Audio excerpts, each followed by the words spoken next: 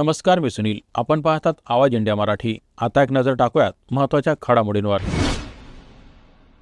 नाशिक आणि मुंबईच्या राजकीय वर्तुळात जोरदार चर्चा आहे की एकनाथ शिंदे काही मंत्र्यांबाबत नाराज आहेत.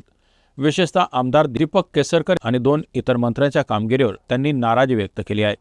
ही नाराजी जिल्हा परिषदेच्या 2026च्या निवडणुकीत येणाऱ्या निकालांमुळे आणि लोकसभा तसेच विधानसभा निवडणुकांमध्ये अपेक्षित कामगिरी न झाल्यामुळे उद्भवली आहे. दीपक केसरकर यांच्यावर भोंदूबाबा अशोक खरात प्रकरणातील आरोप आणि चुकीच्या व्यक्तीची भेट घडवून आणल्याबद्दल पक्षातील नेत्यांकडून नाराजी आहे. निवडणूक निकाल आणि मंत्र्याच्या कामगिरीवरून शिंदे भविष्यात मंत्रिमंडळात फेरबदल करू शकतात. मुंबई महापालिकेच्या आयुक्तपदासाठी अश्विनी बडे यांचे नाव आता अंतिम झालं आहे, अशी माहिती सूत्रांकडून मिळत आहे. सध्या त्या मुख्यमंत्री देवेंद्र फडणवीस यांच्या अतिरिक्त मुख्य सचिव पदावर कार्यरत आहेत. त्यांच्या नियुक्तीची अधिकृत घोषणा आज केली जाणार आहे.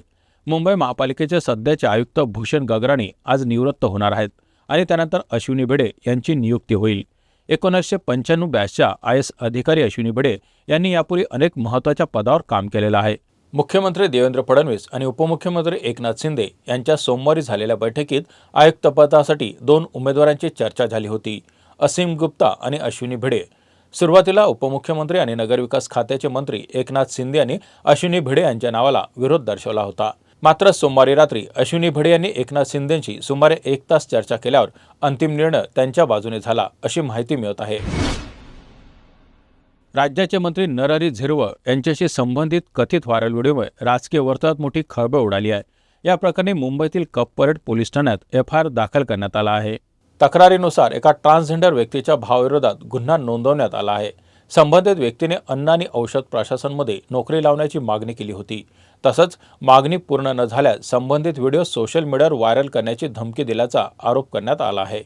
याशिवाय व्हायरल झालेला व्हिडिओ मूळ स्वरूपातील नसून त्यात एडिटिंग किंवा छेडछाड करण्यात आल्याचा दावा तक्रारीत करण्यात आला आहे.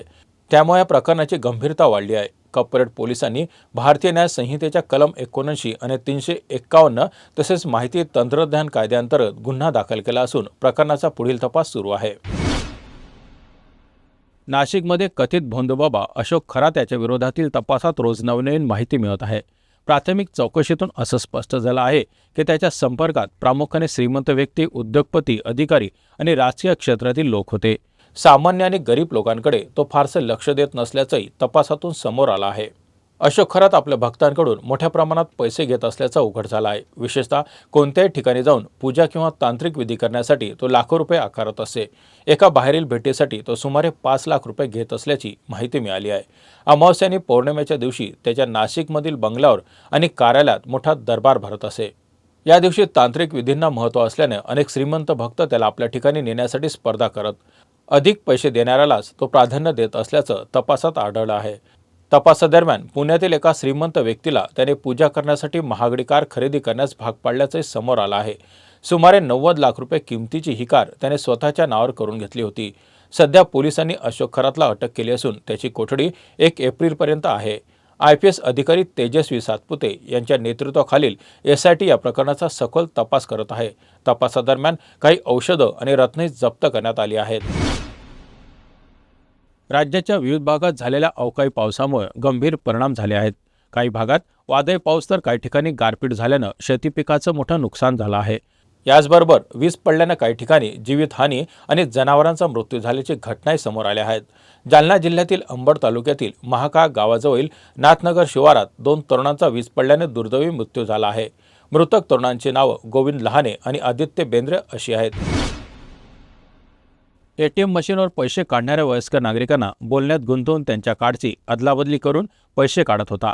मालाड पूर्वेतील स्टेट बँक ऑफ इंडियाच्या ATMचे पैसे काढण्यासाठी गेलेल्या एका वरिष्ठ नागरिकाला आरोपींनी मदत करण्याच्या बहाण्याने कार्ड बदलले.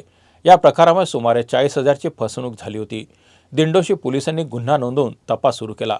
रस्त्यावरच्या 60 ते 70 CCTV फुटेज आणि तांत्रिक तपासाच्या आधारे आरोपीचा मार्ग शोधला गेला. त्यानंतर नायगाव पूर्व परिसरातून आरोपीला अटक करण्यात आली. जागतिक स्तरावर युद्धामुळे निर्माण झालेल्या तणावाच्या पार्श्वभूमीवर पंतप्रधान नरेंद्र मोदी यांनी नेदरलँडचे नवनियुक्त आणि सर्वात तरुण पंतप्रधान रॉब जेटन यांच्याशी फोनवर चर्चा केली. सोबतच्या ऐतिहासिक व्यापार करारानंतर नेदरलँड भारतासोबत व्यापार वाढवण्यास उत्सुक आहे. चर्चेत दोन्ही नेत्यांनी सेमी कंडक्टर, ग्रीन हायड्रोजन आणि मेघा जल प्रकल्पासारख्या उच्च तंत्रज्ञान क्षेत्रामध्ये धोरणात्मक भागीदारी मजबूत करण्यावर सहमती दर्शवली. ही चर्चा रॉब जेटन यांच्या पंतप्रधान पदाच्या पदभार ग्रहणानंतर मोदींसोबतची पहिली अधिकृत बैठक होती. यामुळे संरक्षण, व्यापार आणि नवप्रकल्पांच्या क्षेत्रात नवीन संधी निर्माण होऊ शकतात. तसेच पश्चिम आशियातील इराण अमेरिका तणावावरही चर्चा झाली. ही बैठक भारत आणि यूएई यांच्यातील वाढत चाललेल्या संबंधाचे संकेत देणारी ठरली आहे. गुवाहाटीतील बारसपारा क्रिकेट स्टेडियममध्ये राजस्थानने 5व्या IPL ट्रॉफी जिंकणाऱ्या चेन्नई सुपर किंग्सला 8 विकेट्सनं पराभूत केलं. चेन्नईने या सामन्यात राजस्थानसमोर 128 धावांचं आव्हान ठेवलं होतं. राजस्थानच्या विजयामागे वैभव सूर्यवंशीची फायरखेळी ठरली. त्यांनी 2 विकेट्स गमावून फक्त 47 बॉलमध्ये 128 धावांचं आव्हान पूर्ण केलं.